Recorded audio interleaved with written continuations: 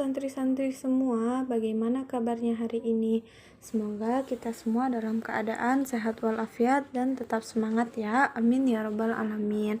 Pada kesempatan kali ini kita akan melanjutkan materi yang sudah Ustazah sampaikan pada pertemuan sebelumnya. Kemarin Ustazah sudah menceritakan mengenai kisah perang Uhud. Sekarang Ustazah akan menceritakan mengenai kisah perang Hamra al-Asad. Perang Hamra al-Asad terjadi tepat 1 hari setelah perang Uhud selesai dan merupakan perang lanjutan dari perang Uhud itu sendiri. Jadi ceritanya setelah kekalahan kaum muslim di perang Uhud pada tanggal 7 Syawal, umat muslim ingin melakukan penyerangan balik pada tanggal 16 Syawal. Nah, jadi pada saat itu Rasulullah dan para sahabatnya melakukan penyerangan balik dengan maksud supaya orang-orang kafir itu tidak menganggap lemah kekuatan umat muslim. Pengejaran umat muslim terhadap kaum kafir terjadi sampai di tempat yang disebut dengan Hamra al-Asad, yakni sekitar 8 mil dari kota Madinah.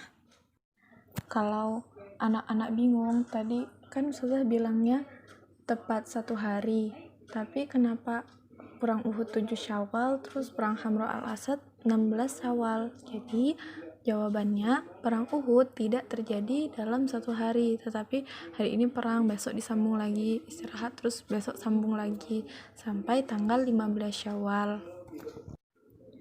Kembali lagi ke cerita Rasul. Jadi setelah rombongan penyerang balik sudah sampai di Hamra al-Asad, kemudian mereka bertemu dengan seseorang yang bernama Ma'bad. Ma'bad pada saat itu bukan seorang muslim, tetapi dia merupakan orang kepercayaan Rasul yang mempunyai perjanjian bahwa ia tidak boleh berbohong dan menyembunyikan apapun kepada Rasulullah.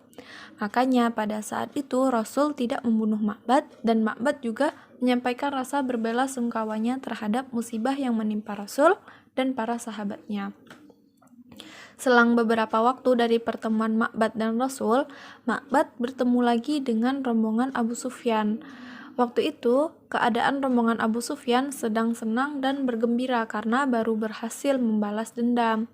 Tetapi di tengah rasa senang mereka juga masih menyimpan rasa gemes karena masih pengen membunuh semua sisa-sisa dari muslimin yang masih hidup. Ma'bad yang melihat kejadian itu langsung bilang ke Abu Sufyan kalau pasukan Nabi Muhammad juga sedang dalam pengejaran terhadap dirinya. Ma'bad juga menambahkan bahwa pasukan Rasulullah dalam keadaan marah yang tidak biasanya. Bahkan sahabat-sahabat yang tidak ikut berperang pada perang Uhud semuanya ikut pada hari itu. Kemudian Ma'bad juga menyarankan kepada Abu Sufyan agar lebih baik kalau seandainya mereka mundur ke Mekah. Tapi ya jelas Abu Sufyan tidak mau mendengarkan kata-kata Ma'bad tadi.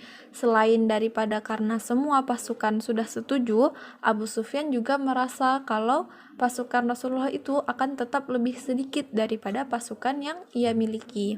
Walaupun begitu, Ma'bad terus-terusan membujuk supaya Abu Sufyan mundur. Karena walaupun pasukan Rasulullah lebih sedikit, tetapi semangat mereka itu benar-benar dalam keadaan marah. Bahkan Ma'bad mengibaratkan kuda-kuda yang ditunggangi pasukan Rasul itu sama seperti singa. Dan ketika Ma'bad belum melihat pasukan itu, Ma'bad mengira kalau sedang terjadi gempa saking kerasnya hentakan kaki yang dibuat pasukan Rasulullah. Karena kegigihan Ma'bad dalam membujuk Abu Sufyan untuk mundur, akhirnya Abu Sufyan dan pasukannya pun mengurungkan niatnya dan kembali ke Mekah. Mendengar kabar ini, akhirnya Rasulullah dengan pasukannya pun juga memutuskan kembali ke Madinah. Tetapi di tengah perjalanan, Rasulullah bertemu dengan Abu Azzah al-Jumahi. Kalau anak-anak ingat, al-Jumahi ini adalah orang yang pernah dibebaskan oleh Rasul ketika perang Badar. Tetapi dia malah menyerang Rasul ketika di perang Uhud. Nah, dari pengkhianatan al-Jumahi ini, akhirnya ia dihabisi oleh seorang sahabat yang bernama Asim bin Sabit.